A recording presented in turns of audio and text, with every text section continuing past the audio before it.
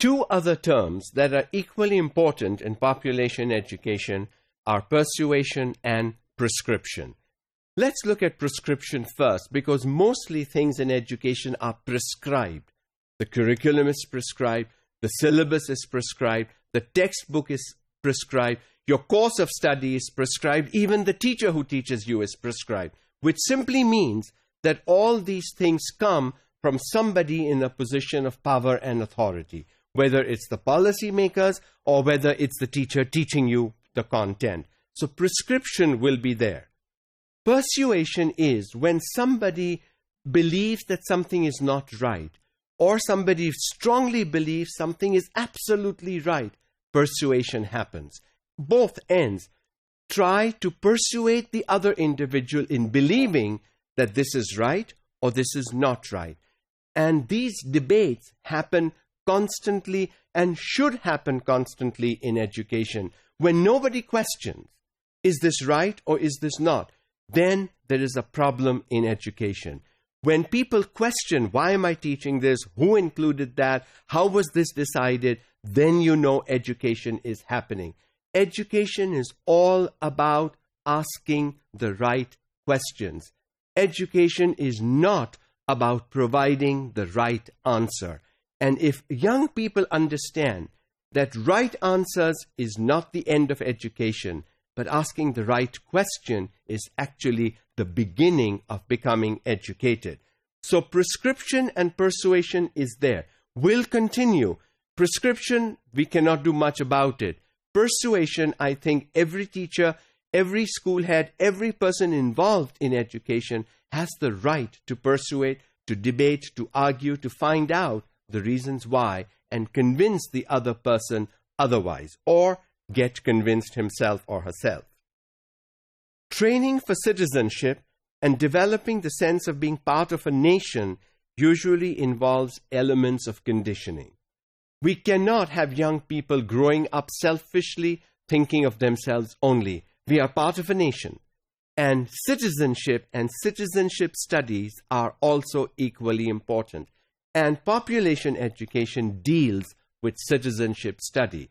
As citizens, we constantly ask, what are my rights? What are my privileges?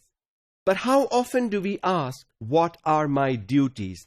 What should I do so that Pakistan will be different in the future? What can I do, instead of saying, what can Pakistan do for me? People who only ask what the country can do for them versus what I as the individual can do for my country are not going to be good citizenship. They need to learn good citizenry and what good citizenship is, and to understand, before you desire your rights and privileges from the nation, please earn your desire. Deserve what the country gives you. If you don't deserve it, why do you desire it? And so that discrepancy has to be looked at. And young people have to understand that deserving leads to desires. You cannot just have desires and a wish list and want without ever trying to give back to the nation that has given you something at least. Furthermore, no educational process can be totally value-free, because any selection of facts involves conscious and unconscious value choices. We all have our values, okay? Whether we practice them, how much we believe them, are different situations. What needs to be looked at is value. I agree with something, I have a value. I disagree with something, I have a value. So looking at the values young people bring that influences their decision-making process is important for teachers to understand where the student is coming from.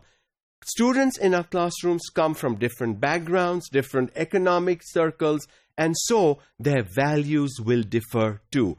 Understanding that one size fits all is not going to work in education is important for teachers. Population education faces these general problems and is also potentially confronted with a more direct conflict between theory and practice. As I said, our planning, our theory is fine. Our practice, our implementation is not. So theoretically, we are very good. On paper, we appear very good. But in practice, in actuality, we fail to make that good impression.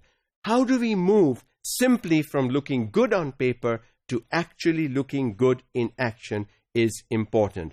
When young people begin to understand that, I think we will have made a difference in young lives. That is absolutely essential. If the government has determined that the small family shall be the norm, now, small family in the real world focuses on a nuclear family. In our cases, even if the family is small, it is invariably a joint family system where aunts, uncles, cousins, we all live together. So, the small family in our case is not really small. So, what is the norm? The norm here in our part of the world is a joint family. It still is. Some educated classes may be moving into the nuclear family syndrome, but not all. The majority of us still live in joint families. That should be considered the norm. And policy makers, decision makers should understand and focus when they talk of population education to focus on the joint or extended family that lives together or should live together in harmony with all the different members.